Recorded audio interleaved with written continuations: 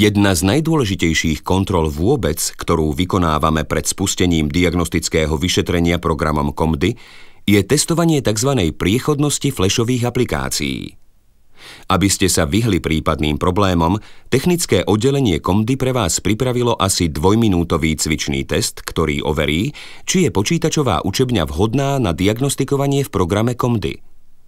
Pri tvorbe tohto kontrolného testu technické oddelenie COMDI myslelo na to, že ho stačí vykonať iba na jednom počítači vo zvolenej počítačovej učebni. V tomto prípade nie je vašou povinnosťou spúšťať test osobne. Môžete tým poveriť oprávnenú osobu alebo správcu počítačov. Pravidlom je, že test prebehne ako prvý, skôr než sú žiaci klienti pozvaní na diagnostické vyšetrenie.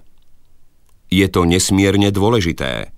V prípade, že test flashových aplikácií nebude vykonaný alebo bude neúspešný, technické oddelenie COMDI nezodpovedá za korektný priebeh diagnostikovania programom COMDI.